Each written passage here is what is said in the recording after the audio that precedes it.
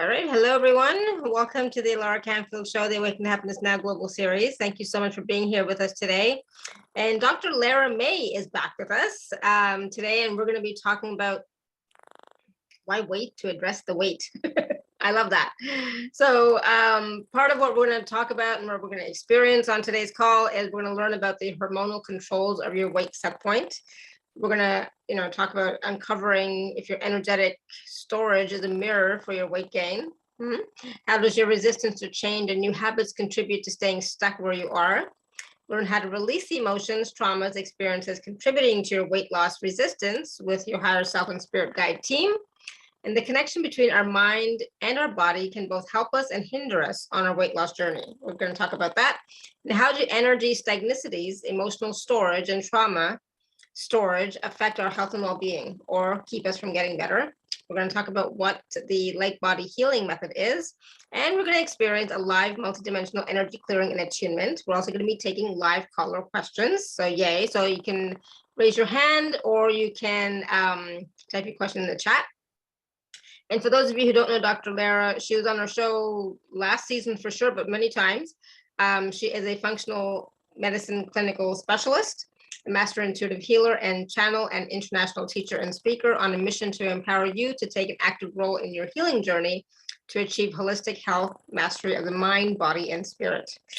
Awesome. So we're so excited that you're here, Dr. Lara. Welcome back to the show. Thank you. I'm excited to be back. And I love this topic. Why wait to address the weight? Because some of us have a little bit of weight that we've been carrying and holding on to. Yes, and the reason I framed the title or the topic as I did, because I think a lot of us avoid.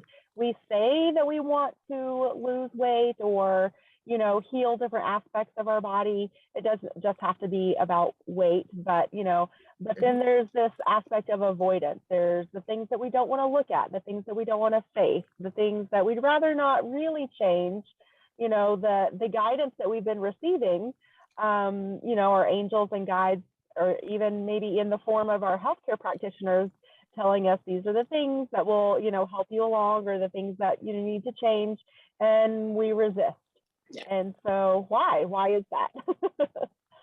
Yeah, absolutely. And that's the thing. We talked a little bit about that yesterday, but so many of us say that we want healing, we want to change, but stuff stays the same, right? And it's because we are we like the status quo, let's be honest, right? Some of the stuff we really like and we don't want to change it. But the thing is, in order to have, the life that we want, we have to look at, yes, there are some things we have to change. And are you willing? Are you willing to change it, right? Yes. It's all about a willingness to see it differently, to look at it differently, even look at our own bodies and our health differently. I think a lot of us also come to it from this perspective of, oh, we're broken, or there's something wrong with me, or healing means that I have to fix something. And I don't necessarily think that's the case. And I think that can be a wonderful and liberating thought, is maybe there's nothing actually wrong with me, but these changes that I will embrace will be fun and easy, and I'll feel better. And it could be so much more flowing and pleasant to be in this body. Yeah. If I just accept, allowing ourselves to accept and receive. I think that's a big aspect of it also. Yeah, absolutely. Yeah, I mentioned that yesterday as well. And that's the thing. It's like we have to accept that, no, we're not broken. No, there's nothing wrong with us, but we just want something to shift, something to change. It's not about fixing something. It's about choosing something different, something that, lights us up, makes us feel good, that empowers us, etc. Right? Yes, absolutely. Yes. And I think another big piece of it is recognizing that what brought us to where we are today was not an isolated incident. And so the solution is not going to be singular. It's not going to be one thing. It's not going to be one pill that's going to magically fix us, as Western medicine or the diet industry would like us to believe. But it's complicated because we're complicated beings, and that's okay too.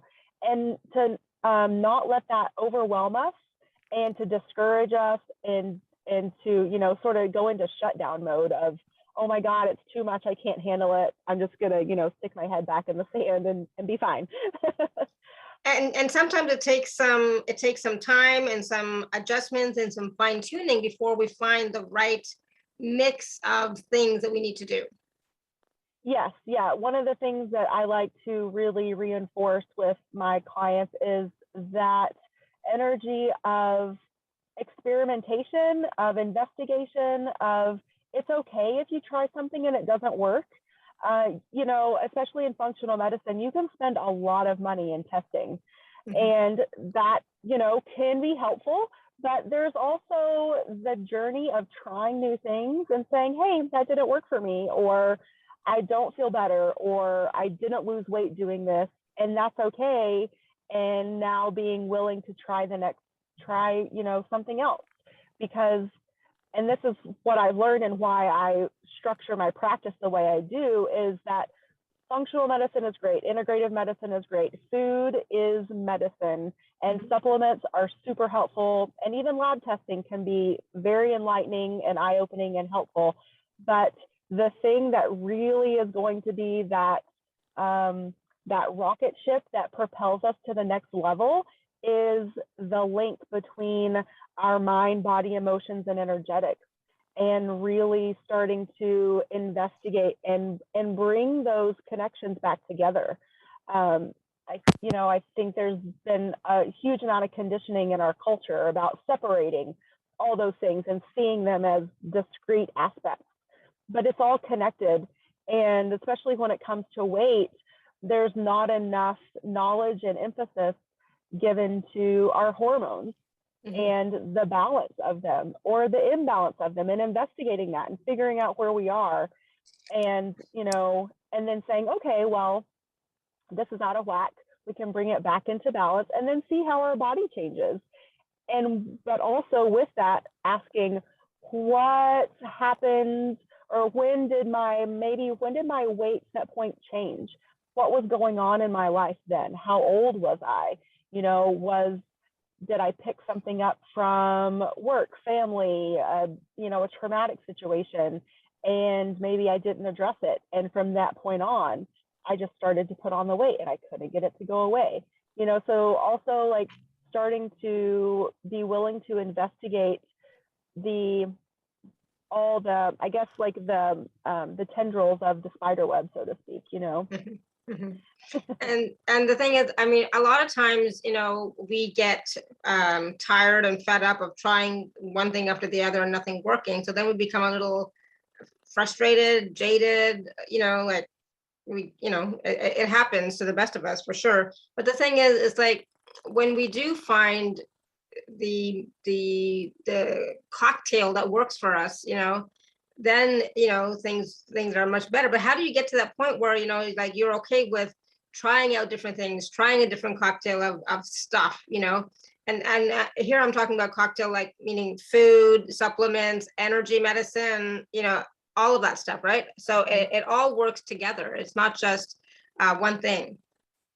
Yeah, I think it's like building a house. You have to start with a good foundation. It doesn't just, there are prefab houses for sure, but like in general, life doesn't just show up, all together and pretty and decorated and painted and all that stuff. So, yeah, it's be gentle with yourself. Start with one aspect. So I like to say, what do we have the most control over is what we put in our body and what we expose ourselves to in terms of our environment and toxins, or, a healthy environment as possible. So those are the things. Start with what you definitely, you have control over, and just ask yourself, like, what feels good when I eat it? We don't have to do a test to prove that you're gluten intolerant. If you eat carbs or bread or whatever it is, and your face breaks out, or you get bloated, you have gas, like those are symptoms of an intolerance. And that means that it doesn't necessarily have to be forever, but at this moment, that is causing your body inflammation. And so we start with where you are, and that's okay too. So again, I think mainly asking the question, what will health and healing look like for me?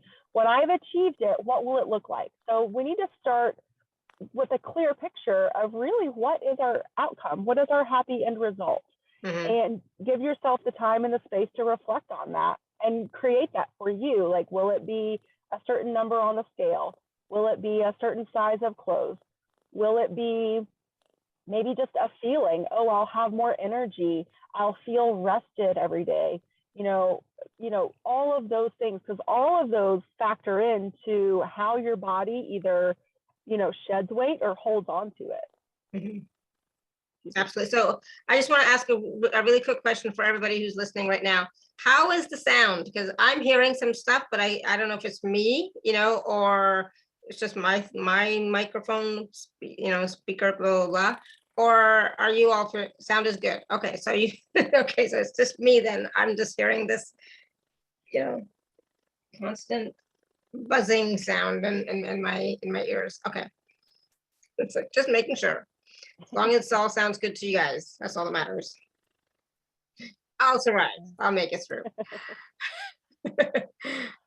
So I was going to say again, so we will be taking live caller questions. So you can ask your questions of Dr. Lara. You can raise your hand or you can type your question in the chat. But, but before we do that, I mean, there's so much to know about weight, about what can affect our weight, hormones, etc. Right?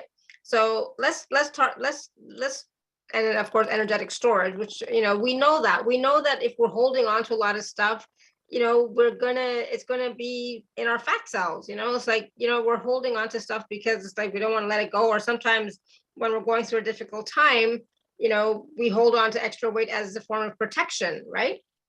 Mm-hmm. So those things happen too, so it's not always bad. But no. Go ahead. Yeah, and a lot of our patterns too, I think we've built these patterns and we've repeated certain patterns because we learned early on that, if I behave in this way, then I get love from my parents, like as a child, or if I repeat this behavior, then I get acceptance, love, whatever it is. I get friends, I get, some sort of reward, or Mm-hmm. maybe it's protection. If I don't face something or if I avoid something, then I remain protected. And so all of these are valid, but it's important to be able to ask your guides, your angels, your higher self to come in and help you really deeply understand and bring in awareness. And so that's something else that I think is super important, is start with what will your result look like for you? What will it feel like? Start there so you know where you're going. We have to start with a clear picture. And then along the way, like when you're triggered, we say, okay, well, what is it about this that's triggering me? Is it an emotion? Or am I, avoiding, or am I overeating? Or maybe I am, like searching for a substance to help me feel better, mm-hmm. Whatever it is, and ask, okay, well, tune in, connect to your guides and ask, when was the first time that I can recall feeling this before now? And start of like energetically take yourself back to the root. And because it's when we really excavate and pull out those roots and clear them that we could start to shed the weight both energetically and physically. Interesting. And I was just, thinking as you were talking about, I have a sweet tooth, right? So I have a lot of sweets in the house, but I was just thinking, it's like, why do I eat so many sweets? And that's because part of the reason is like when I go visit my mother, she always gives me sweets, right? It's that feeling of safety, security, home, and so it's like my sweet, I've eaten more sweets in the past 2 years than I think ever. Yeah, I mean, it's a pattern. So you grew up with, that person in your life showed their love by giving you sugar. Yeah. And so when we want to, feel supported, loved, protected, secure, then, that's just your default to reach for that. But also, it's a powerful question of, well, how else can I provide that love, support, and protection for myself? Like that was her way of showing. But then it begs the question, and this is what all this is all about, like self-excavation and just non-judgment, acceptance and love, and just, seeing it for what it is. Is this a pattern that I want to continue for myself, or is this an awareness that I have, and now I can make a different choice of, for me, like, oh, I can choose to have some water, some fruit, or, like there's different ways to get healthy sugar instead of, the sweets that trigger that brain and the liver to crave more. Because there's, once we start to get in the habit of eating whole nutritious foods, then our body recognizes the difference, and you will have fewer cravings when your body gets resensitized to the real food. And again, this is just part of how our culture has evolved with the food supply, is there's so much artificial crap, and we didn't realize until just recently that it's actually creating this feedback mechanism of creating cravings, and which is, just again leading us down the path of this pattern that we don't, we want to stop. Yeah. Yeah. Most of us, I do. That's okay too, but So the reason why I was sharing that little story or that little tidbit is that I want all of you to really think about this for a minute. Look at some of your patterns and where did they start, or, can you recognize them? Like I recognize, like, yeah, my mom always, gave me lots of sweets, especially when I go to visit her. And that's part of her way of showing how much she cares about me and loves me. I get it. But, it's like, yeah, it's not always healthy, right? So can you think about that for yourself? What have you been doing? What are your patterns that you can trace back to somebody or something or some time to give you a little bit more awareness and clarity? Yeah, and you know what? I'll even add on to that just to illustrate some of the ancestral and generational conditioning that we absorb too, that we might not be aware of. Like my grandmother was raised during the Depression, and so there was a lot around food. It was, like always clean your plate, never waste anything. All of these things, if someone puts something down in front of you, you eat it, even if you don't like it or want it, or you're not even hungry.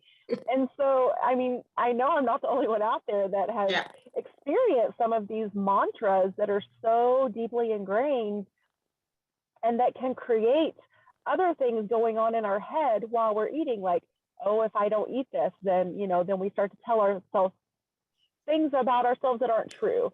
And so now is this time with this self-reflection to say, okay, I love my grandmother. I know that she was coming from a good place, but this isn't true for me anymore. This is not part of, of my reality now. Like I am, well nourished. I have resources, whatever it is that we want to tell ourselves to create those new stories and new mantras that are true and feel true and resonate really with who we are and who we want to be, and being able to willingly release, those, because some of them are energetic cords. And, if you want to dig really deep, some of it can be even traced back to past lives, for sure. So you can go as deep and as far back as you want, but you don't necessarily have to, especially if you come to it with a willingness and a readiness to release and clear and transmute and cut those cords. Yeah, well, there's so much. I mean, as I'm thinking about this, there's so much involved with the food that we eat. It's like we don't even think about it. It's like, yeah, I gotta go to the grocery store, I gotta make food, I gotta eat this, I gotta eat that. I mean, I'm guilty. I mean, there's no question. Food is not my friend, but food has never been a priority for me. It's like, I don't care. I just put something in my mouth so that I can live. I don't really care what it is, but that's not the right attitude, but that's the way I was brought up, right? So my parents never thought about the quality of the food or what are we eating exactly and what is good. It's like, this is all we have. This is what we're going to eat. Right.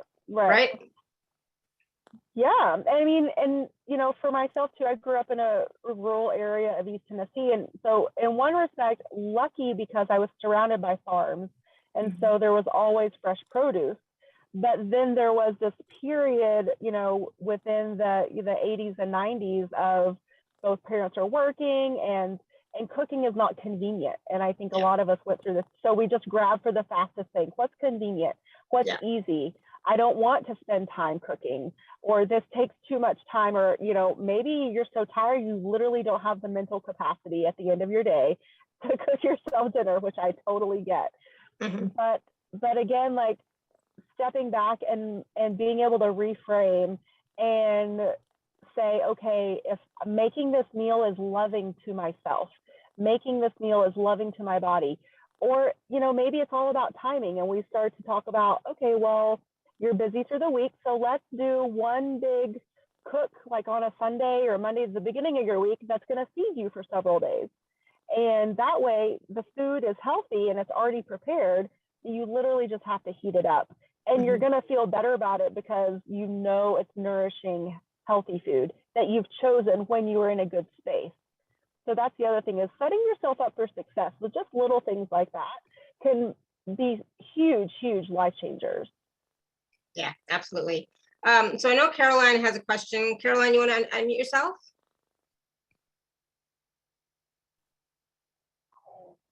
Oh, there I am. I am unmuted now. Hi, long time no see. Hi, Lara. Actually, I was just going to type it. So I'm 58. I'm menopausal. Been menopausal for 8 years. Gained a lot of weight after a sexual offense in my 30s, and then the loss of my horse in 2017. Have changed a bunch of stuff though, like giving up pop, giving up coffee, giving up some. I eat very, very clean and really well. So I'm at this space in my life, and I've tried everything out there for menopause, progesterone, and everything. So I'm at the space where there's 60 pounds to lose. So what I'm thinking is I'm going to do a juice cleanse for 60 to 90 days. And that seems to be the only thing that might work for me right now, because I don't take in a lot of calories during the day. I've also done intermittent fasting. So everything that might come up, I don't know. So what would you suggest? I would suggest keep eating clean, doing the things that feel good. So when you talk about the juice cleanse, does that feel like to you within your body, like tune in and just, and ask your higher self, like, is this something that will help me in my healing journey? It definitely, I've meditated on it, and it definitely comes up as something good for me. Like, it's good for the cells, it cleans up the cells, physically it's something really good. I just don't want to lose 60 pounds and go back to eating even as good as I eat now, and then put weight back on. Right. So good. So that's step one, is we got a yes intuitively for the juice cleanse. Yes. So now my next question is, have you had your hormone levels checked recently? Not recently, but in the past few years, several times, yes. Okay, and you've even had like a DHEA level check? I'm not sure of the actual names. I'd have to look at the results to see. Yeah. But yeah, I was definitely low on estrogen. And I even asked my doctor, though, for progesterone, because Christine Northrup, I have the Wisdom of Menopause DVD, and I have done everything she suggests. And so even taking the calories that she says to take, and no loss whatsoever. So there's, I'll give you just a name of a test that you can investigate, and again, tune in and see if this aligns with your energetic and your guides. It's called the Dutch test, and it's a urine collection, and it evaluates your sex hormones, so the estrogen, progesterone, testosterone, but it also looks at your cortisol and your DHEA. And so the DHEA is really the precursor to everything else. And so if we're low on DHEA, then we don't even have the tools for the rest of our body to make everything else that we need, and for it to be in balance on top of that. So it's a really good test to give us an idea of where you are right now, and then it will show you, okay, well, if you don't have this foundation here, then it's almost, it's kind of unreasonable to ask our bodies to be balanced when it doesn't have, like we talked about the foundation of the house. Yeah. So that could be a really important tool. There's also, and that DHEA supplement is over the counter and available. And in general, when you say it's available in Canada, right? Because I'm in Canada. It's on Amazon. Oh, okay. So are you able to buy supplements on Amazon? Of course, yeah. Okay, yeah.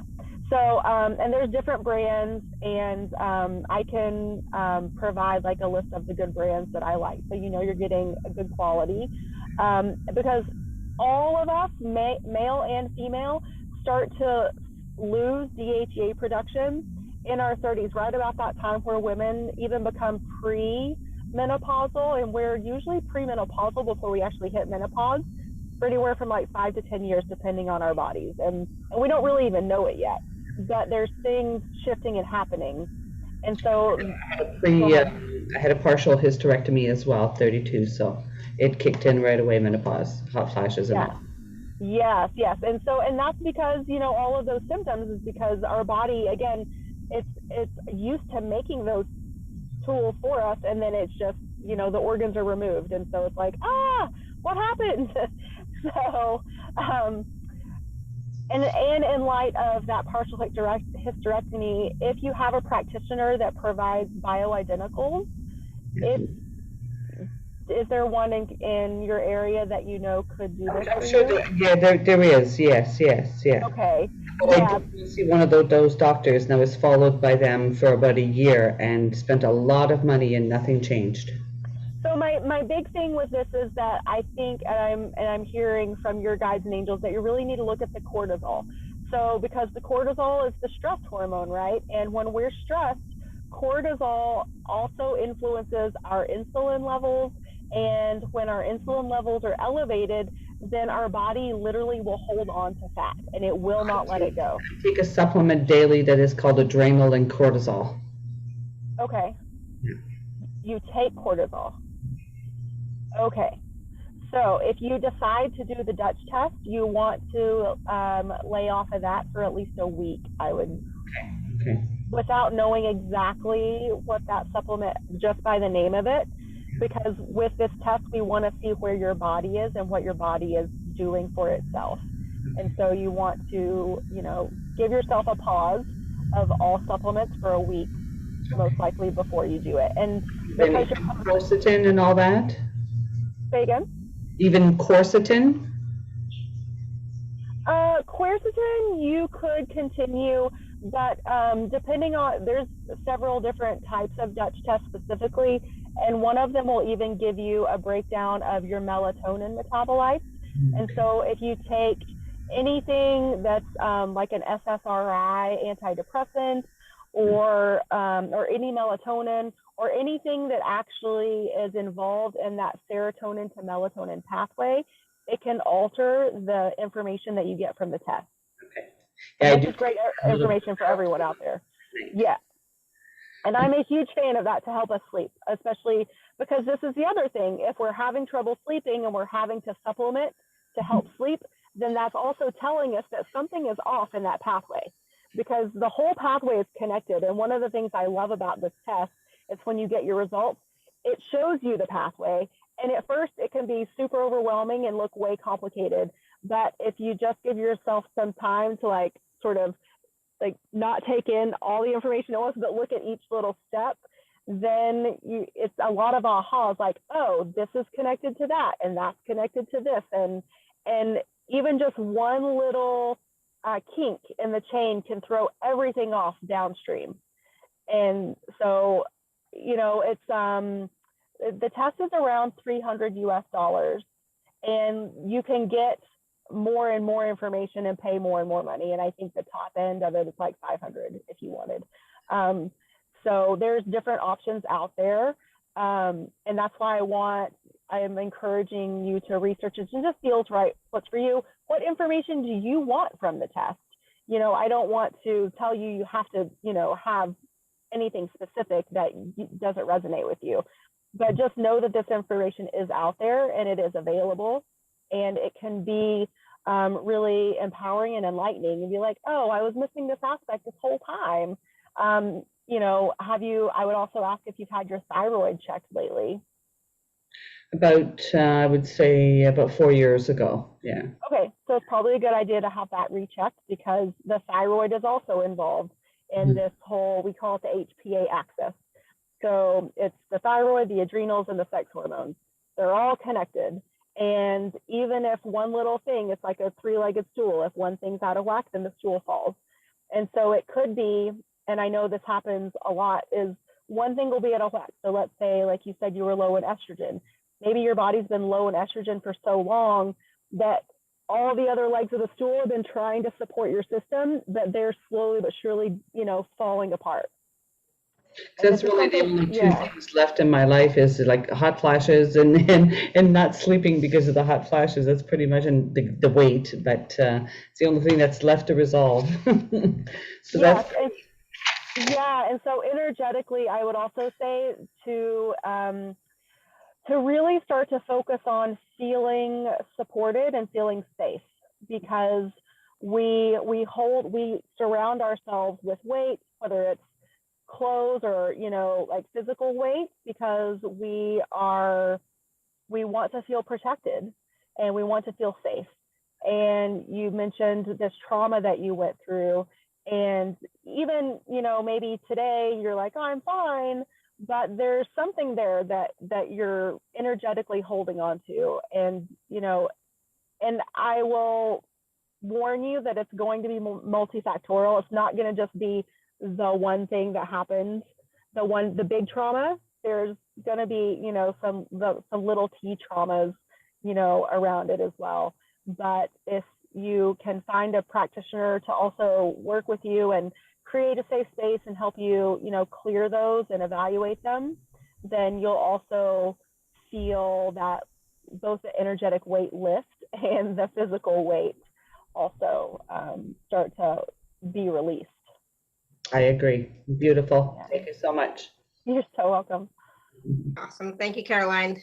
Right. That was a lot of information that will be helpful for a lot of people, I'm sure, right? Because there's, I think a lot of us have been going through menopause. Luckily, I don't think I have been experiencing as drastic symptoms as Caroline, thank God. But maybe the weight part might be one of them, but not the hot flashes or not sleeping, thank God. But so that's is helpful to look at for all of us, some of those things that you mentioned. I mean, and I'm just going to say, we are not, I'm not a doctor. Lara is a doctor, but I don't think she's like a medical doctor per se, so we're not prescribing anything, so just take this as information, and go with that. Okay. Yeah. And see how it resonates with you, but it does come down to, of course, when we are holding on to stuff that we have tried letting go of so often, like physically tried letting go, and we're still holding on, in our body, it's always an energetic thing. Everything always starts at the energy level. It starts with your emotions, and we've all experienced a lot of emotional experiences, challenges, etc. in the past few years, for sure. So some of you maybe holding on to more weight in the past few years because of the whole COVID thing, not being able to see family, friends, etc. People passing on, like there's been a lot, right? So know that sometimes even that can trigger weight gain as well, right? Holding on to that weight. Right. And I think it's especially important to bring up right now with everything that we've been through with COVID over the past 2 years. A lot of us might even be confused as to, like, oh, well, I was fine before this, and now what's going on? Maybe you're anxious or not sleeping, or, maybe there's been some food habits that have been triggered, whatever it is. And I think it's important to realize that there could be something that you have sort of shoved here, like in the back. Mm-hmm. A lot of us do this, and that's why I'm hearing to bring this up right now. And you sort of just put it back there, and you sort of moved on in your life. But now it's been triggered. It's coming back up. It's And you might not be able to put your finger on it, but one of the exercise that I'm going to take us through later, we're going to hopefully clear some of that out in the most gentle way possible, because that's the other thing I would definitely want to say too, is I do not think that you need to relive trauma at all in order to heal it and clear it. I agree. So, yeah. Totally. You don't have to relive it, but No. sometimes just having, doing the healing work and all that stuff can bring up little, residue, but you're not reliving anything. Yeah, for sure. All right. So I'm just trying to, so how can we release some of those emotions, some of those traumas, some of them that are physically in ourselves, right? That's the exercise we're going to do later, right? Yes. So, you know me, I love to work with the light and our angels and our guides. And so I have a little practice that I do, and I can just even like give us like a brief outline of it right now, like connect to the light, and I'll take us through that. And, so we know we're connected with source and our angels and our higher self.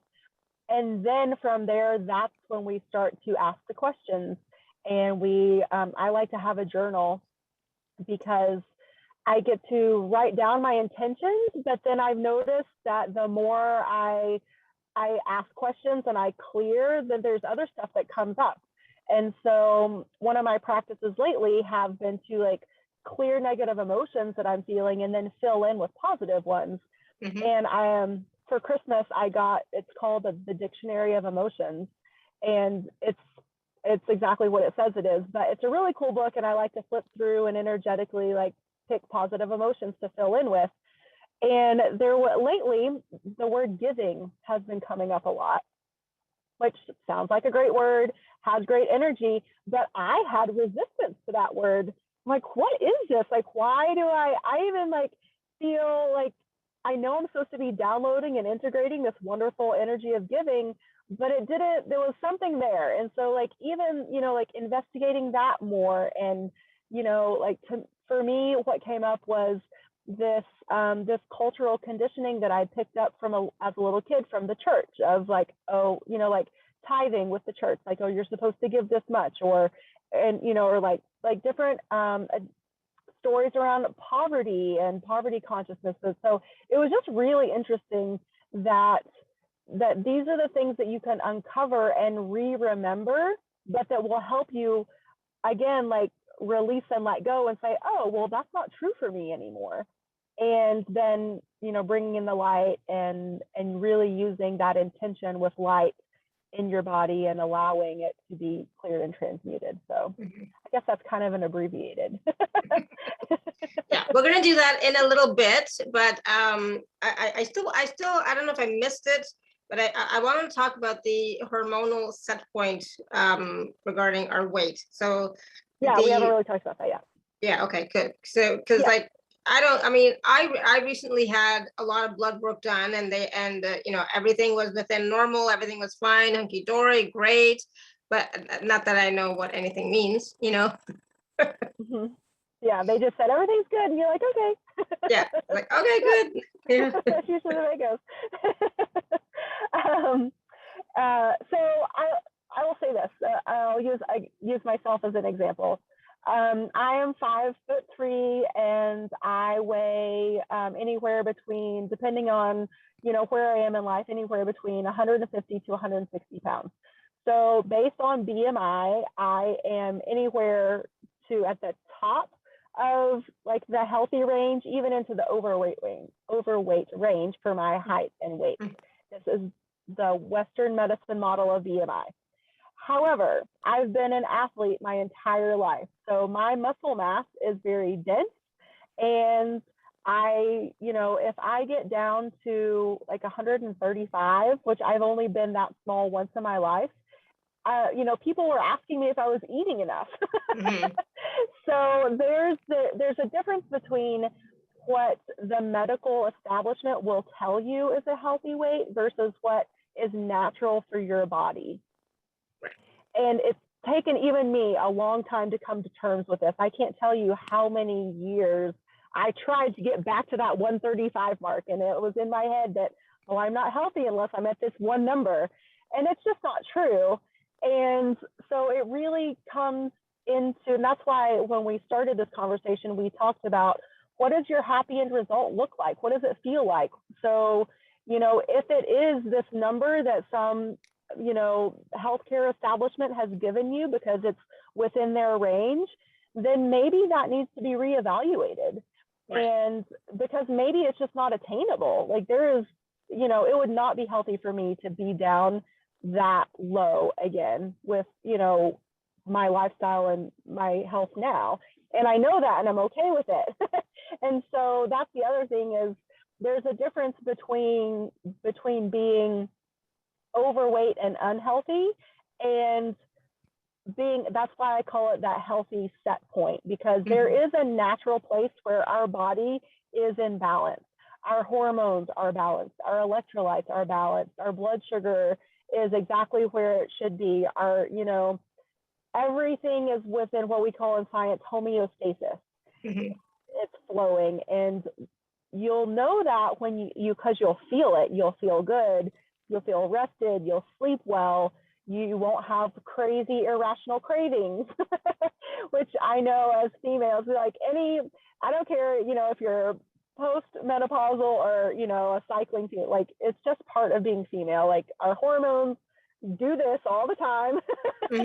Yeah. And that part of that also is learning that where you are in your cycle and saying, and so when that craving comes up, or maybe you're all of a sudden like maybe a little short-tempered or irrationally angry, like, wait, this is just where I am. This is fleeting.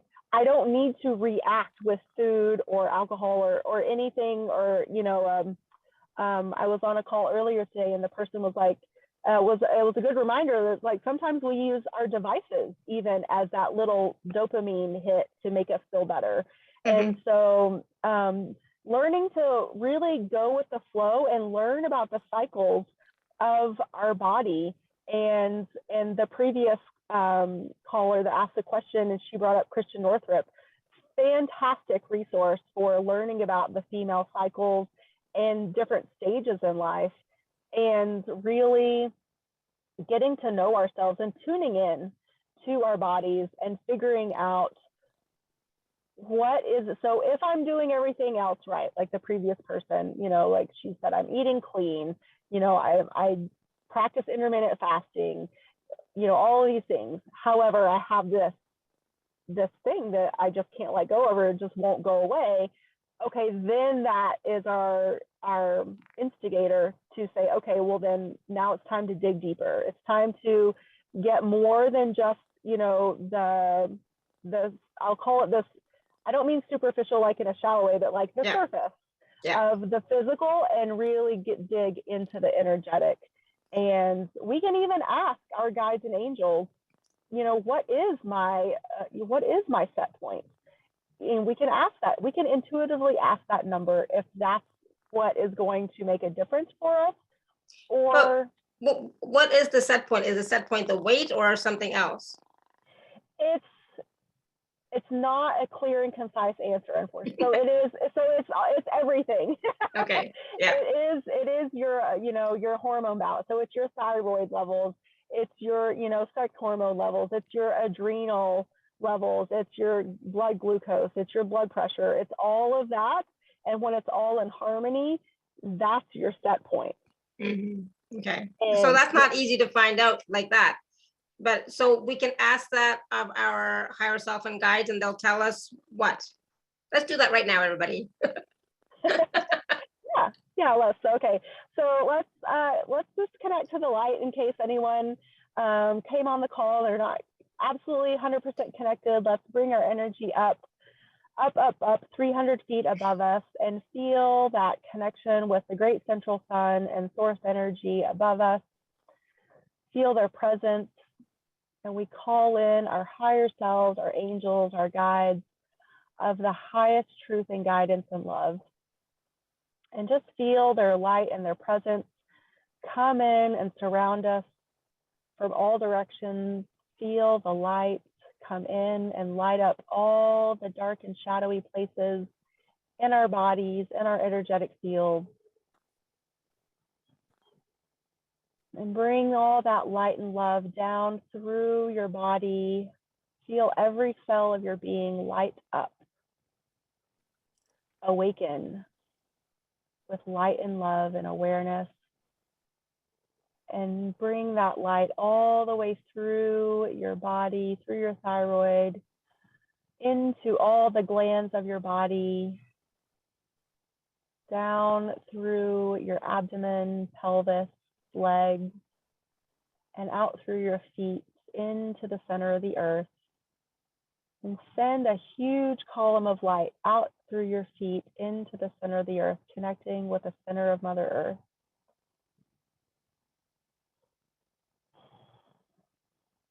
We ask for a balancing of all of our energetic systems. We ask for a clearing and awakening. We ask for alignment. And feel that instant alignment. Feel that clicking in with the source, with Mother Earth, with your angels, with your higher self.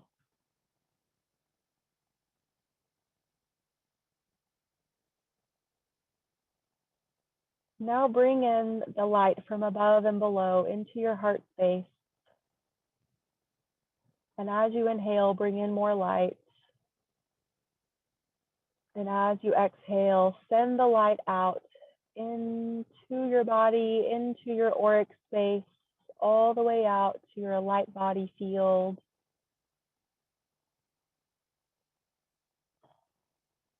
Inhale, bring in another big wave of light, and as you exhale, expand that light out, bigger than the town that you're in.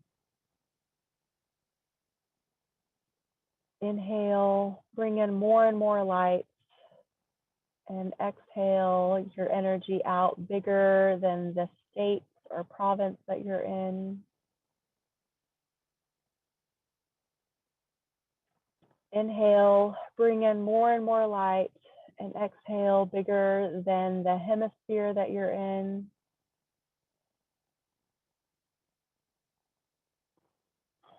Inhale, bring in more and more light, and exhale, bigger than the world.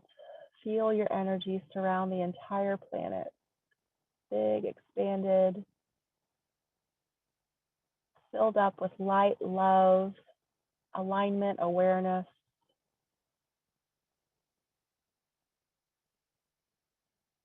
And now let's just ask higher self, guides, angels, what does my set point look like? What does my physical body, happy and healthiest self look like when I have reached that beautiful set point? What does it feel like?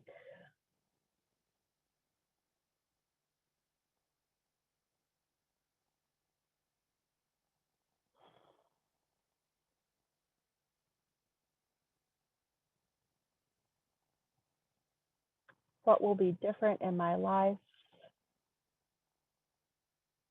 How will I show up for myself and my life when I have reached this point of homeostasis,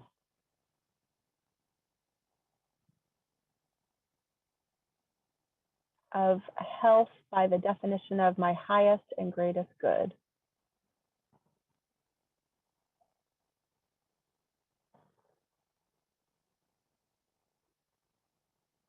What will I no longer need in order to feel good? Maybe I won't need the carbs. Maybe I won't need the sweets.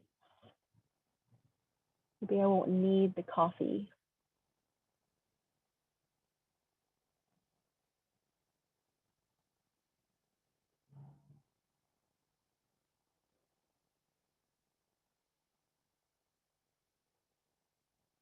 Just allow any and all downloads and guidance to come through. Imagery. I'm seeing a cornucopia of fruits and vegetables.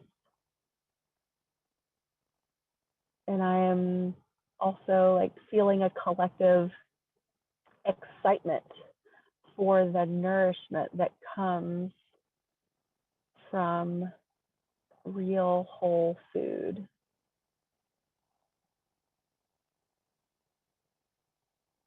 And I'm also feeling and hearing the words satiation and satisfaction.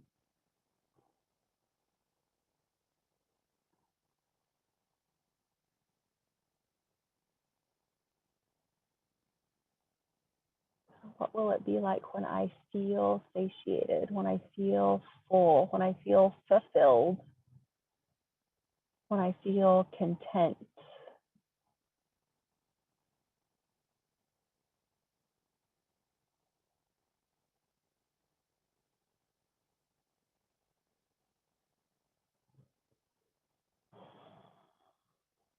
And since we're here in this energetic space, if there's anywhere that you're feeling called to, if you're feeling a stagnicity or a stuckness or a place where there is a shadow or a pain, or sometimes we call them our trouble areas, just bring in the light and the awareness to that area. And let's ask, what does this area need most to heal, to be cleared, to be completely transformed into perfect balance and homeostasis?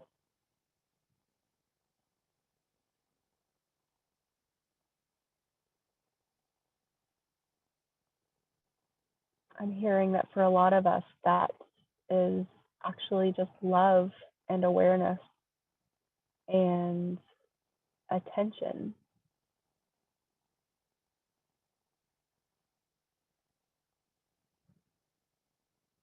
That usually our trouble areas become a vicious cycle of accumulation, and at the same time we ignore or we turn our back on that area. We don't want to look at it. We don't want to face it. We just want it to change or go away.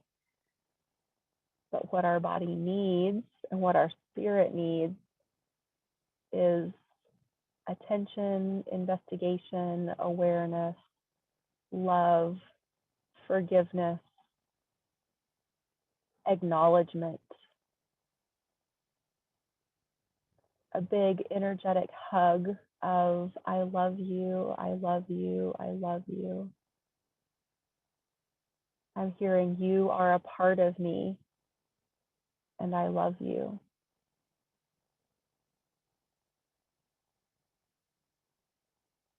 What would it take for us to get to a space where we can start to remember what it's like to truly love our body, love these vessels,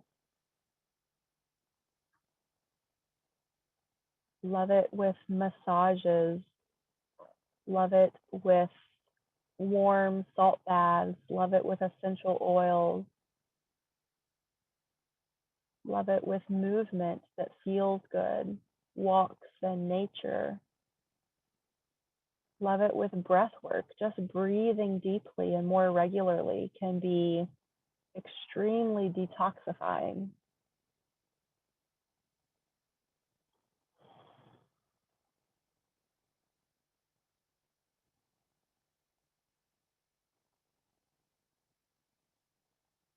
So what would it take now for all of us to get a big download of all the tools that we need to come to front of mind so that we know exactly what we need to implement for our next steps towards our healing journey?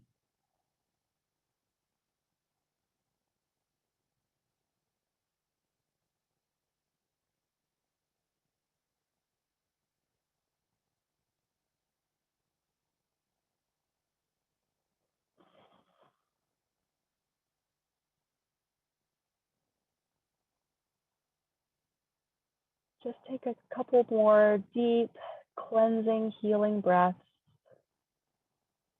of gratitude, of thanks, of love and appreciation. Thank you, body. Thank you for this vessel. Thank you for this awareness. Thank you, guides and angels, for guiding us along this journey of this life that we've chosen.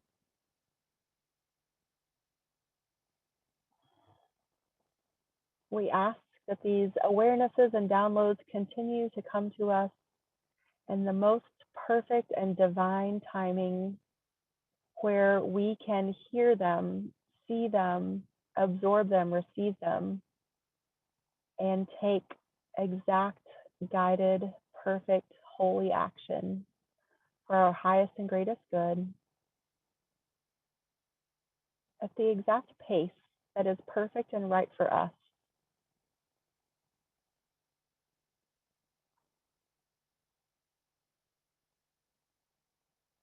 And when you're ready, start to come back into your body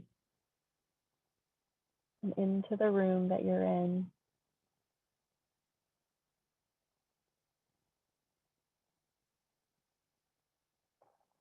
And take some time to jot down any notes or any awarenesses.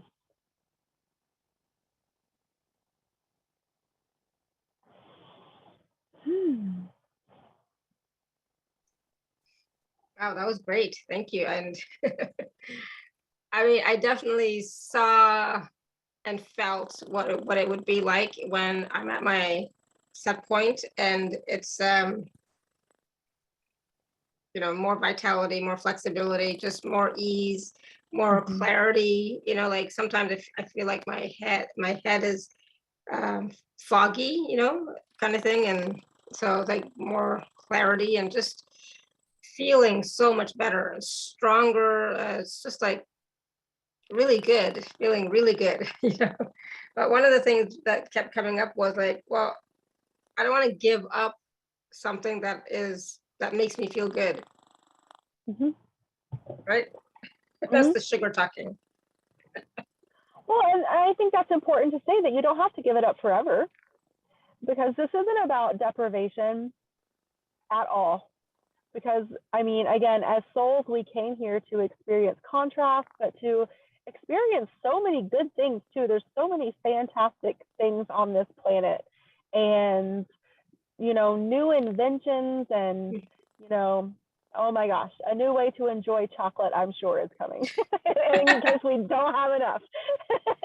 So yeah, I just want to ask all of you, what did you experience? What awareness did you get? And what was your set point? What did that look like? What did that feel like for you? So let us know in the chat, or you can raise your hand and let us know, because, you know, I'm curious, because it's like, it's not going to be the same for everybody. It's going to be different, you know?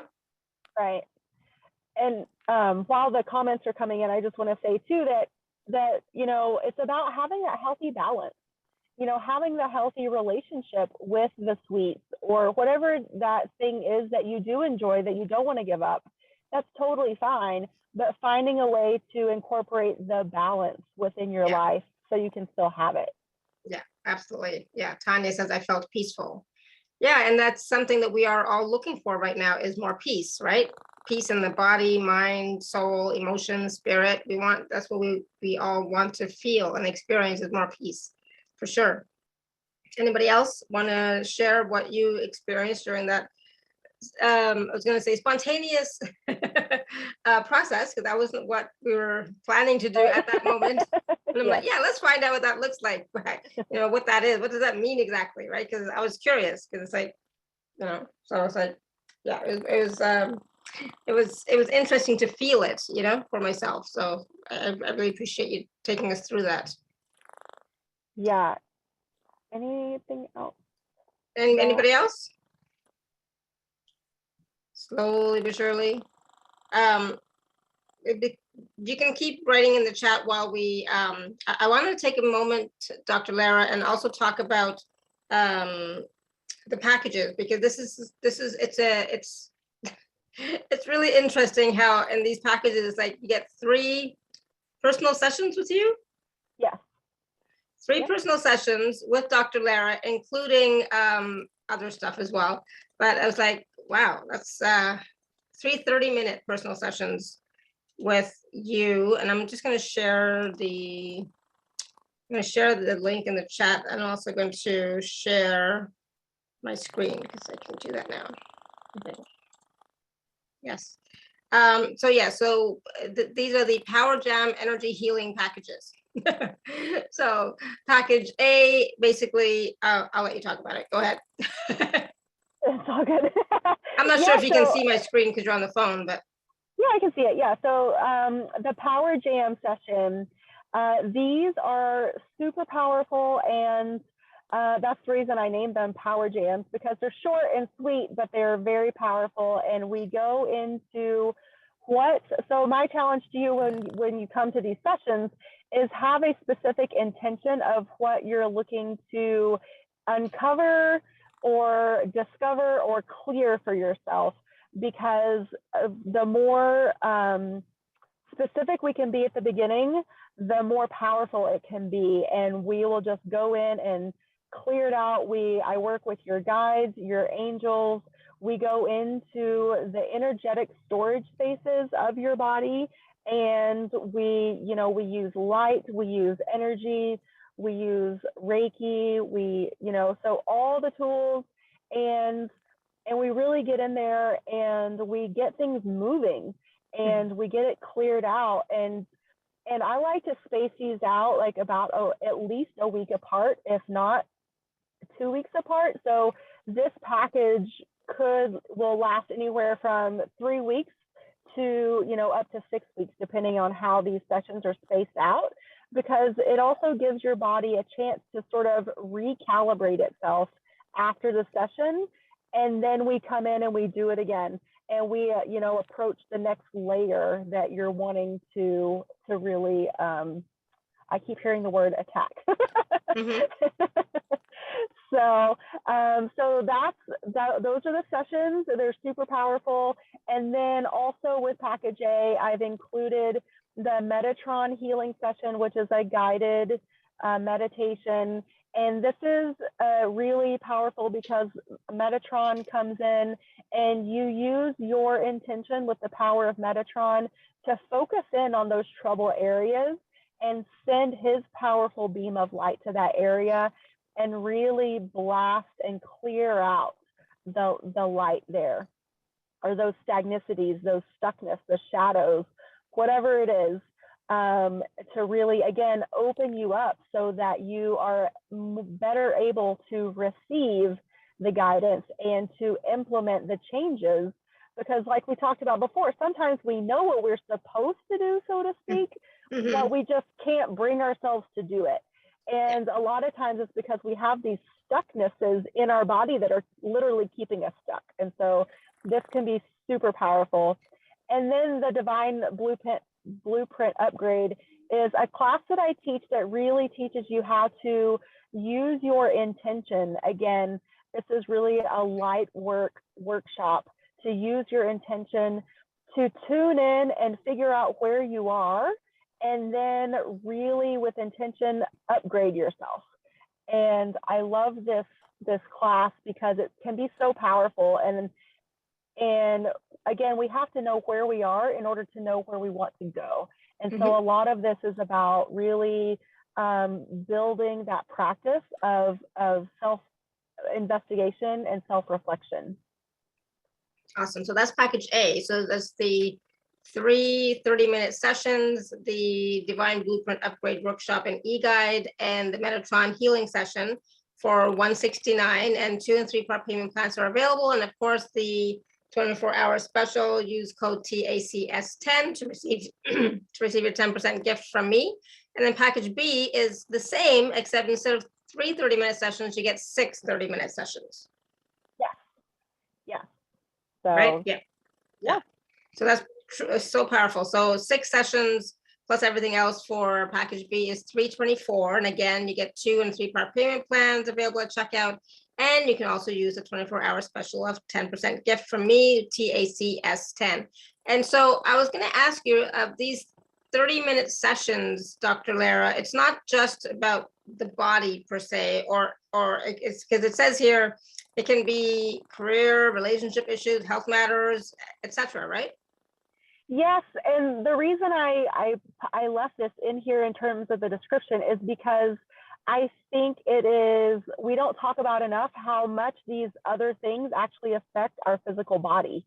Yeah, because when we don't feel good or feel in alignment or feel like these other areas are flowing, a lot of times we internalize that, and it ends up affecting our health and or our weight. And so that's why, like, even if we focus on a career issue or a relationship issue, it can have profound effects on your physical body too. Or even money issues, or all of that. So those 2 packages are available at alara.at/show/Lara2. But yeah, I highly recommend, staggering the sessions to at least 1 week, if not 2 weeks, so that you have time to integrate and really receive the full benefit of the healing, right? Yes. And in these 30-minute sessions, is it healing that you do, or is it coaching that you do, or intuitive coaching?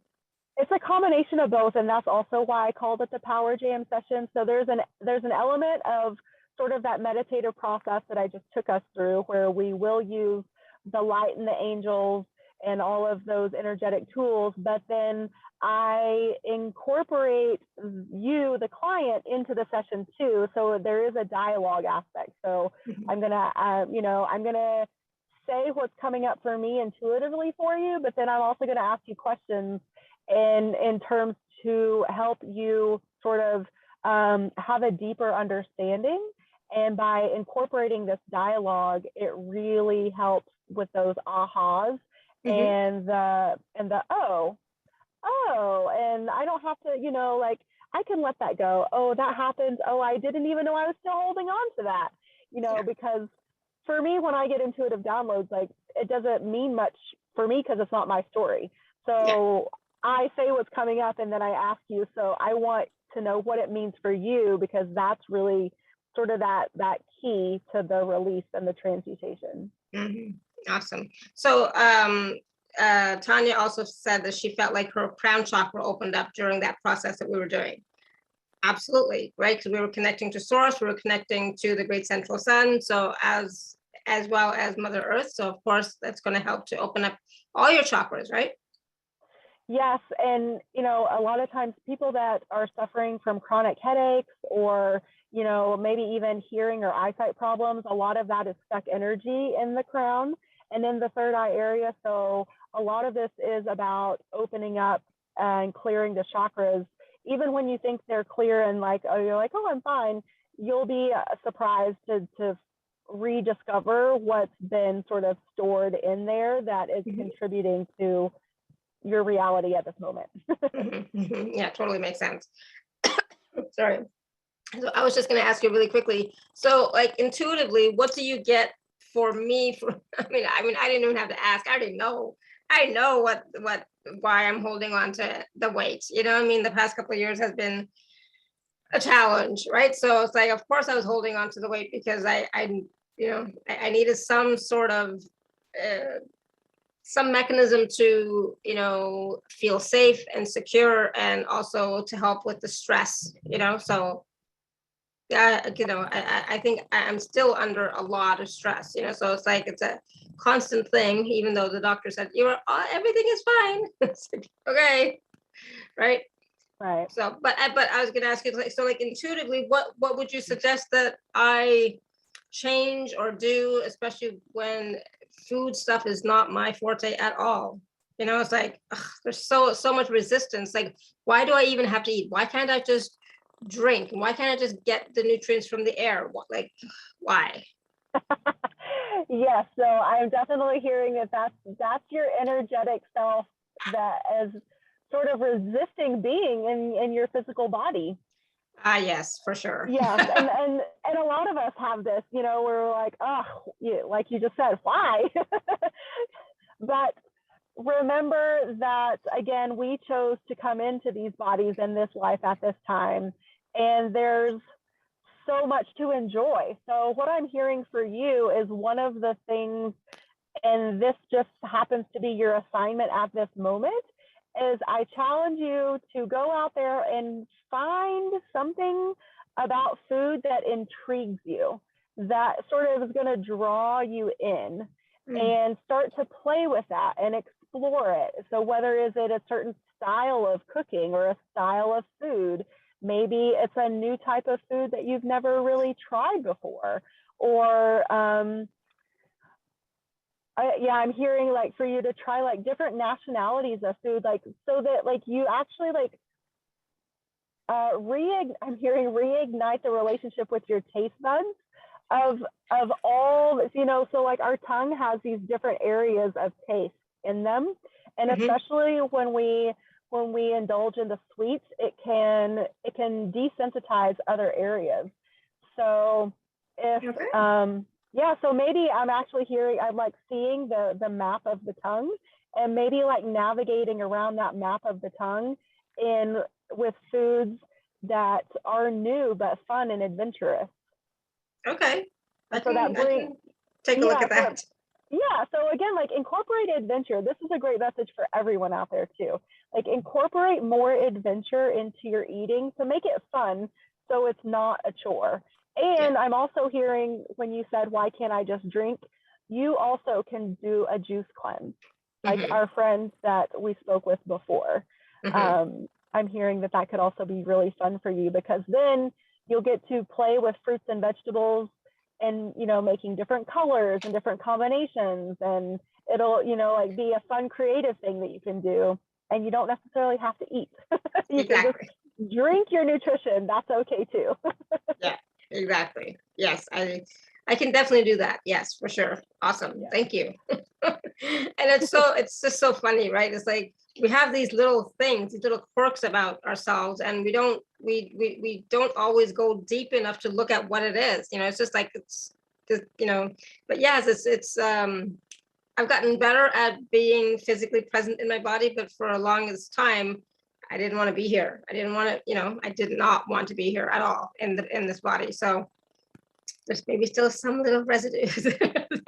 Yeah, so I'm hearing, so this is something else that I'm feeling a big pull to bring forward, and it came through in the meditation too, is breath work and easy, gentle movement. And because, again, as humans, if we're not breathing, then we're dead. So we have to breathe, and the breath is detoxifying. It helps balance our pH. We can actually have full detox reactions just with doing breath work. And you don't even have to, you can sit in a chair and breathe. You can walk down the street and breathe, you know, so that's a huge thing that I'm hearing is really important for all of us to do more of, more intentionally. And then just really gentle movement and stretching and yoga. You brought up flexibility earlier, but because that helps us, it helps bring us into our body and helps awaken areas of our body that we don't normally feel or move around. So it's really good practice, both spiritually and physically. Awesome. Thank you. So see, that was so helpful. I just thought I'd ask the question since nobody was asking anything. So I was like, all right, I'm going to ask a question. It's like, okay. Totally wasn't expecting any of that. So it's like bonus. So thank you for that. I appreciate it. All right. So I'm just checking in to see how we're doing on time. Oh, did we talk about the light body healing method? So I took us through it. That was our impromptu. So, but the essentials is connect to the light, call in your higher self, your guide, your team, and then, you know, and really open yourself up to how the energy wants to move through you, but also where it wants to go. Because especially we all know if we have a daily meditation practice, you know, most days are not the same, even if we do the same practice. And that's a good thing, and that because that's our guides and angels giving us messages and guidance. And so allow that to open up and show you and bring more attention and awareness to maybe what your body needs more of one day from the next. And then also, so it's just merging the energetic with the physical. Yeah, awesome. Tanya, you have a question. You want to unmute yourself? I don't, do you hear me? Hello? Yep. Mm-hmm. Yes, Mm-hmm. hello everyone. I think I read somewhere that some, like, for example, I'm Gemini, yes, and said some signs, because they're like more emotional, they need more sugar. So like some people naturally eat more sugar and it's okay for them, and for some people it's too bad. I try to not eat like sugar, but I think that dark chocolate, like organic, very dark chocolate, is okay. But I've been working with a dietitian last year, and for 3 months I had to stay without fruit, and that was the worst thing for me, because I can stay without meat, I can stay without anything, but I cannot stay without fruit. It is my like natural food. Like I eat fruit every day a lot. So what do you think about, like, diet is one thing, but I think that some people eat different foods, and because I also believe in a different blood type, different diet on blood type. So what do you think is kind of, what is it good? Because some people say that some people are fruitarians, you know, they only eat fruit. Yes. But it is sugar, so. Yes. Well, so here's the thing about fruits, and you know, fruit is from nature, and it's more than just sugar, especially when we're eating the whole fruit. And so there are certain protocols out there where we want to eliminate as much sugar as possible. So like if we're dealing with a candida overgrowth in our gut, then we want, because that candida feeds off that sugar. And so I could see where if you're approaching something like that, then for like a period of 3 months, maybe even 6, like very short term. And I know it's hard. I'm right there with you. I'm one of those people too, that like I can do without a lot of things, but I love my fruit. But there are low sugar fruits. So like raspberries are considered to be a low sugar fruit, blueberries also. And then there's other things like avocado that are really rich in that really good healthy fat. And so when we combine these things, and dark chocolate is considered a superfood if it's, because it is high in antioxidants, which is also actually good for us. So there is a balance, but it's about, again, like the approach and what your end goal is. So I would say, in general, I would never recommend anyone eliminate fruit forever. Absolutely not. Not for me. But I could see where it might have a place with a very specific goal in mind in a short-term treatment regimen. So does that help a little bit? Yeah, I think, yeah, yes, that was the candida diet. Sure, you are absolutely right. And also, Alara, I had also like brain fog and low energy, and I didn't sleep well. So that's why she assumed that I have candida. And but it was very hard to stay without any fruit, even apple. You know, they always say apple a day keeps the doctor away. I couldn't eat even apples. I mean, I couldn't eat anything. I don't know even how I could survive for 3 months without fruit, but I did. You did. But then, you did it. Yay! yeah, I didn't go into further because the summer started, and I thought, no, June, July, I couldn't have gone on a more like longer diet. I said, enough. That's enough for me. Yeah, and it's hard to, again, just when we approach anything from the aspect of prohibition, like you're not allowed to have any of whatever it is. And so there are, especially if you're on a candida protocol, there are certain fruits that are worse than others. So like bananas are some of the highest concentrated fruit or sugar fruits out there. So I would say, if you're working through candida, stay away from that. Stay away from melons. Those are, stay away from citrus. All of those Citrus. are very concentrated with sugar. They're Oh, really good, and they can be even healthy for us at times. But in order to get that candida, under control and out of your system, unfortunately, the easiest way to do it is to starve it out. And that's what you're doing. So maybe also too, if we shift that perspective of we're starving out the candida because we're keeping it from its favorite food, then, we can also think about. I see. But I would Thank ask you. her, if you've been on the protocol for a while now, I'd ask her if it's okay to start adding back in maybe like a little blueberries, a little raspberries, some really high quality dark chocolate, just a few little things in order to help your system start to feel balanced again. Okay, thank you. Yeah. Thank you. Good. Thanks a lot. Thank you. Thank you, You're Tanya. welcome. So there was a question from Devki, and she says, I've been having issues with my digestive system for many years.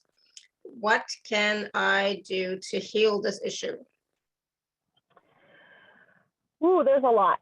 So I would start honestly with a anti-inflammatory. So most of the time, especially with long-term gut issues, and I can say this because I've been where you are, is that the damage has become so great that we've actually caused what we call leaky gut. And so there's this permeability that's happening. Like whenever we eat something, it's not just staying in our gut, it's leaking into our bloodstream and causing inflammation elsewhere too.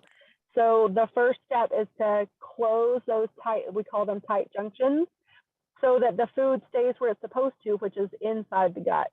And so to do that, we do nourishing things like bone broth. We do intermittent fasting in order to give our gut a rest.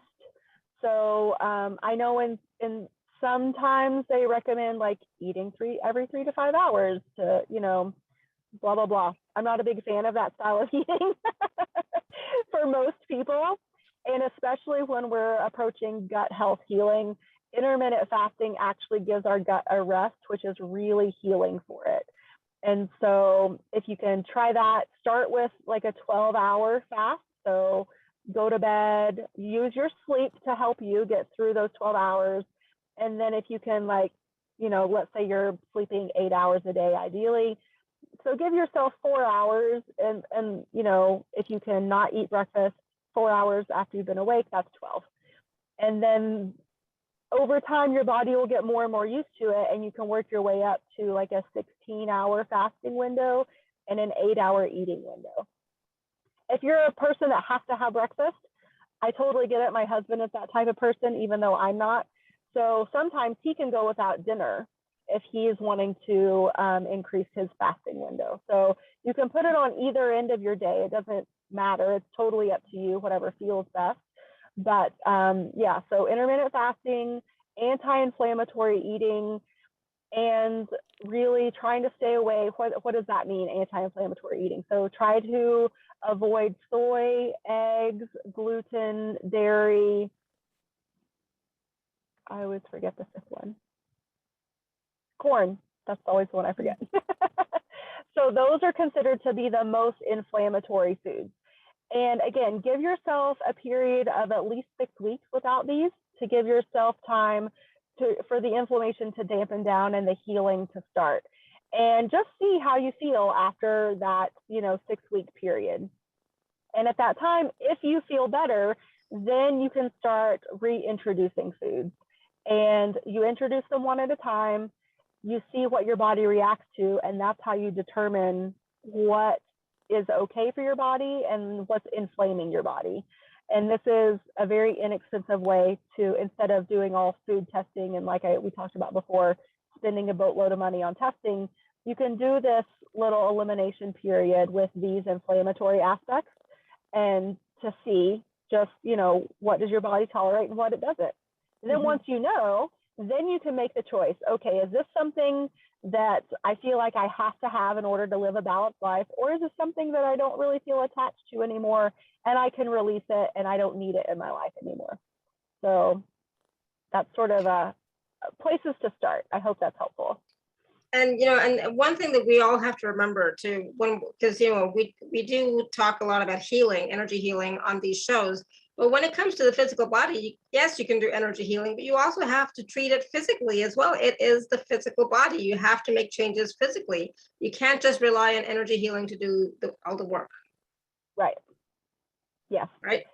Yeah. So it doesn't work that way. So you have to incorporate both the physical and the energetic. Yeah. I think anyway. We're totally wrong, but that's what works for me. Yep. Yeah. Awesome.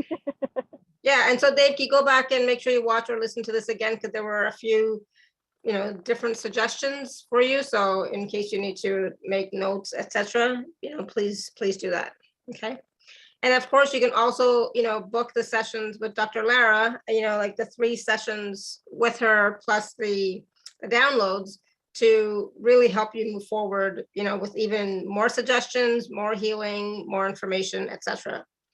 So I really think, I mean, 3 30-minute sessions, I would not offer that myself for $169. I'm just saying. But Yeah. Well, I felt very compelled. I was like, what is going to help people the most right now? And just really get people jump started in the right direction. And so that's why I decided to offer. Yeah, no, I think it's great. And it's going to be really helpful. And it's not just about physical issues. It can be any type of issues, but everything does affect the physical body. You have to remember that we are living in the physical body. This is our vessel. This is our vehicle. This is our partner in this lifetime. Yes, I said it out loud. I know sometimes I don't always, acknowledge it, but it is. And we need to work with it together to create the life that we want, because we cannot create our lives without the body. We cannot. That's right. Okay. I don't normally say cannot, but this is a truth. You cannot create the life that you desire without including the body in everything. Right? Yeah. Yes, I mean, our souls chose this, and our souls chose these vessels. So each one of us we're in this vessel for a reason. So. Exactly.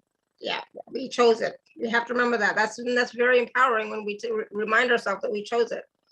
Awesome. Anything else you want to add, Dr. Lara? Anything else did we miss anything that we wanted to talk about? Whew.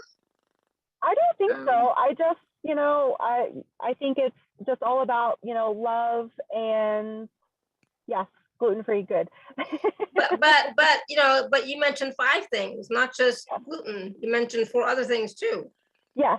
Yeah. So I would encourage that person to, now that you've been on gluten-free for a while now, like for me, when I went through this journey, I was surprised to find out that dairy was a big trigger for me.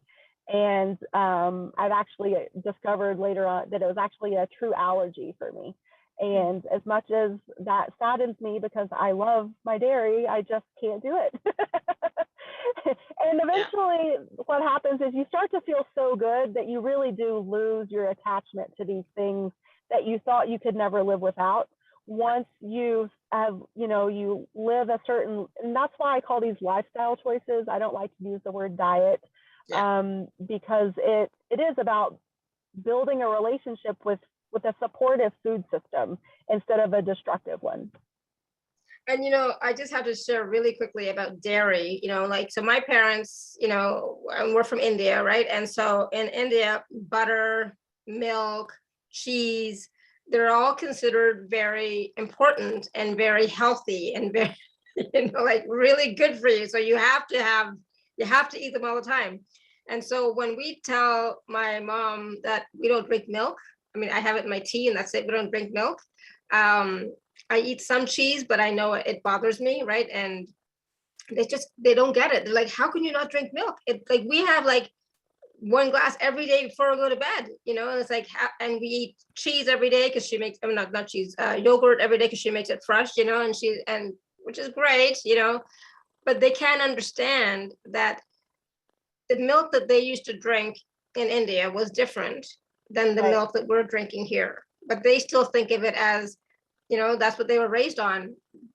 Butter, milk, cheese, right? And yogurt. And they know that that's what they need, you know, so it's like, so they can't change it because it's so deeply ingrained in their minds and habits and culturally, right? And generationally, that they think we're crazy, you know. It's like, yeah, okay. Yeah, no, I totally get that. There is an aspect of raw dairy if you're able to get your hands on some raw dairy. However, Yeah, they're not. Yeah, and most, I mean, you know, you really have to seek it out. Yeah. And in some places in the US, it's actually illegal, unfortunately. So crazy. We won't go into that, but I would say for anyone that's going through a healing protocol and trying to uncover what is, you know, triggering your system, just do yourself a favor and eliminate it for this short period of time, about 6 weeks, and then you can reintroduce and see what happens, and then go from there. Yeah, and eliminate one item at a time, not everything at once, because then you won't know. Yeah. Right? Well, so we like to say eliminate it all if you can, all at once, but then reintroduce it one at a time. Yeah. Okay. Yeah. Okay. Makes sense. Yeah. Wow, that would be a lot. Dairy plus, you know, grains plus corn plus, I forget all the other stuff said. It's like, what am I going to eat? You know, it's like. Let me just let's get real here for a minute. So I did this myself years ago now, like 8 years ago now.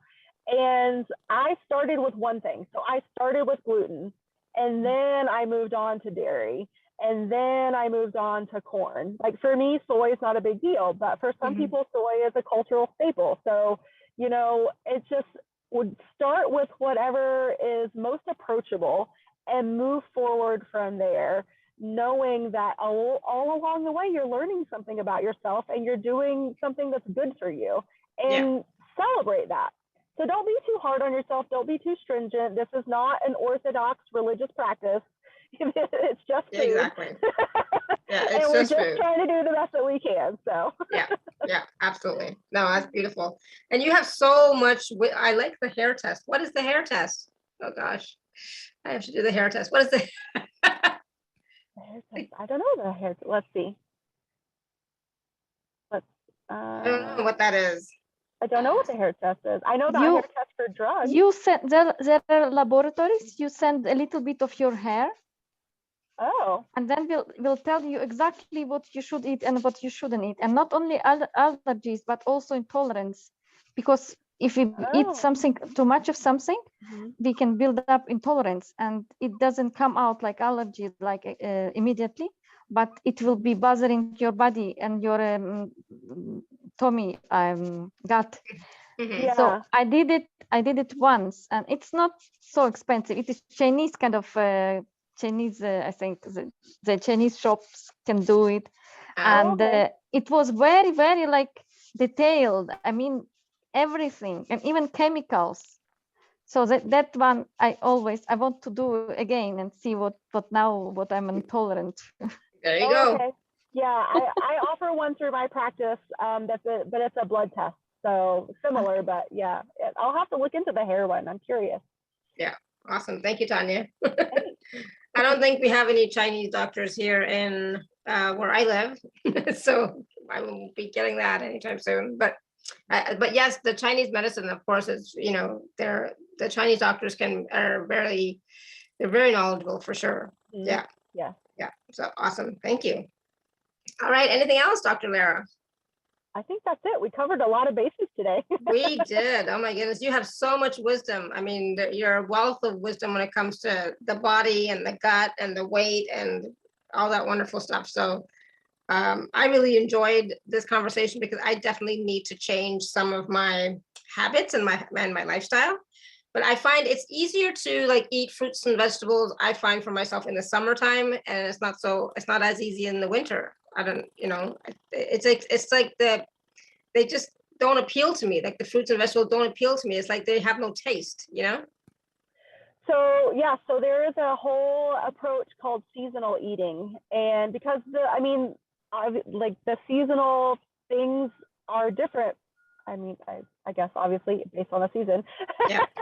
but like in the fall and the winter, you know, the root vegetables or, you know, what do you call it, like the squash and the pumpkins, and so also too, and this is sort of why when we talked about earlier, when I said make an adventure and a discovery, is because the seasonings are also different.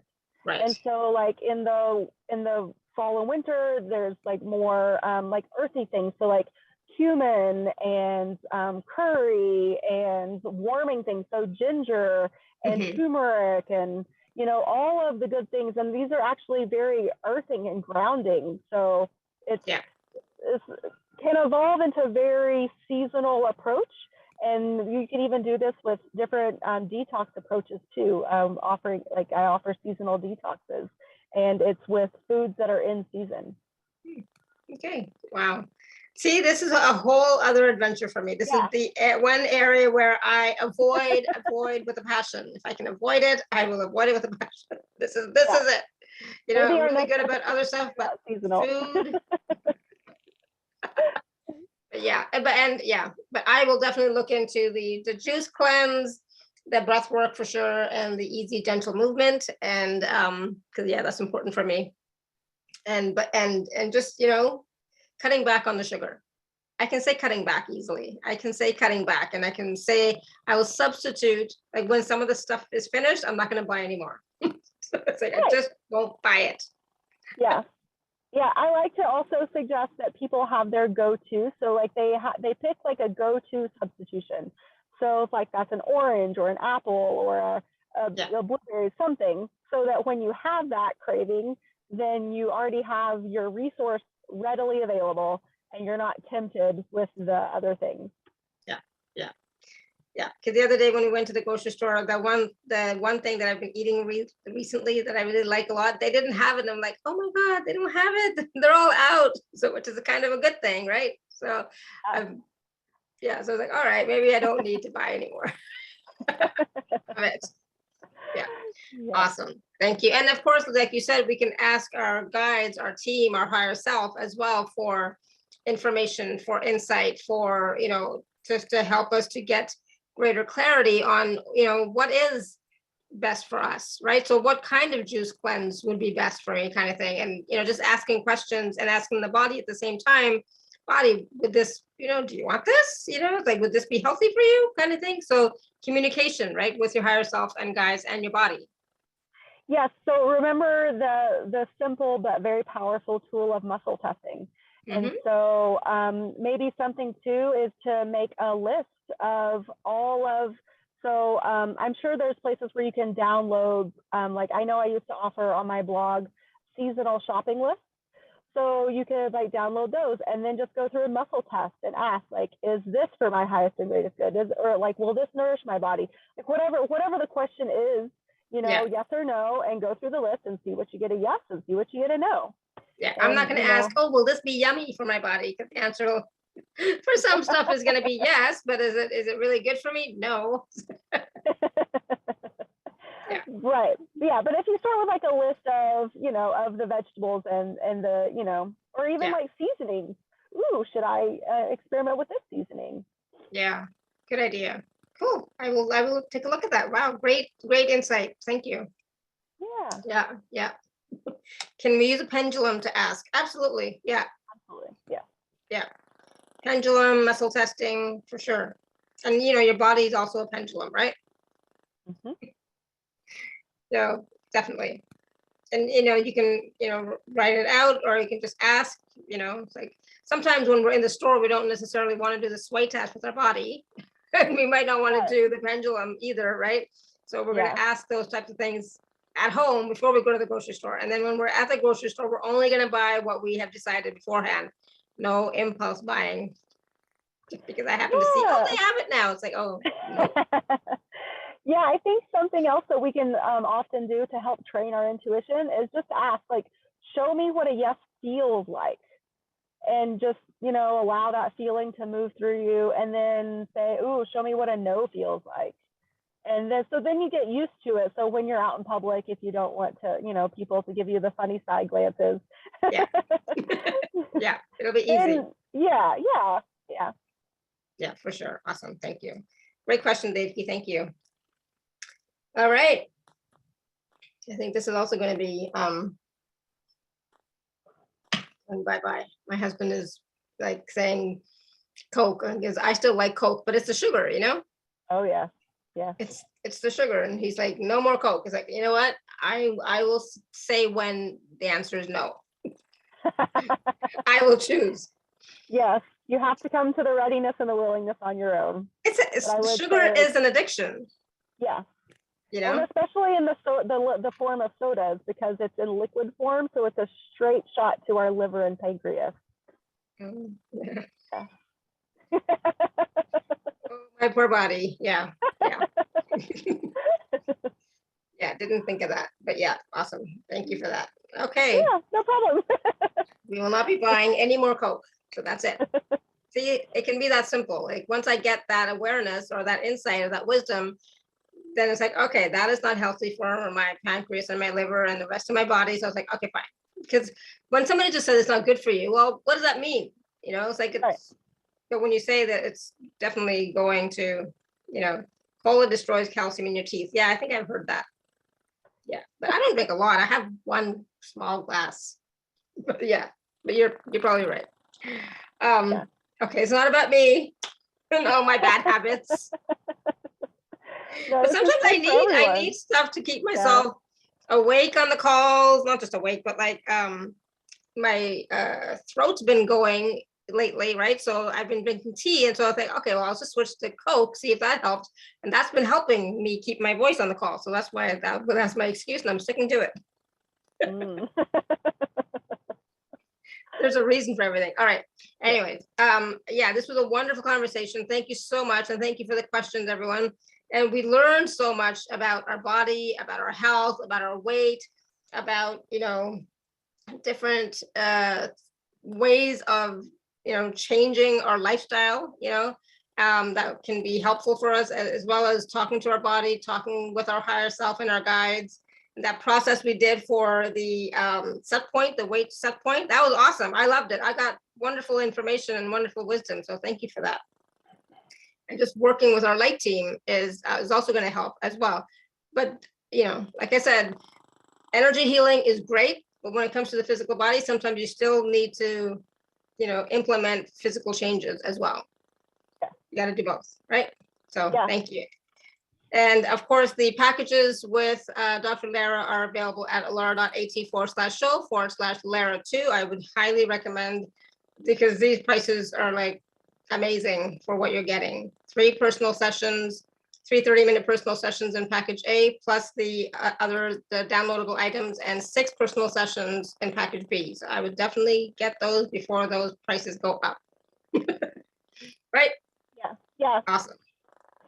Awesome. Thank you so much. And thank you for taking the time out of your day, because I know you're busy and, you know, had to work and whatever. So I was like, thank you, because I didn't want to reschedule, because this was awesome. I loved it. So thank you.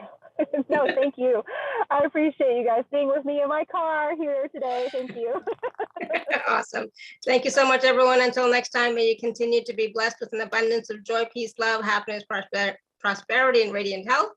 Sending you all much love and blessings always. Bye for now.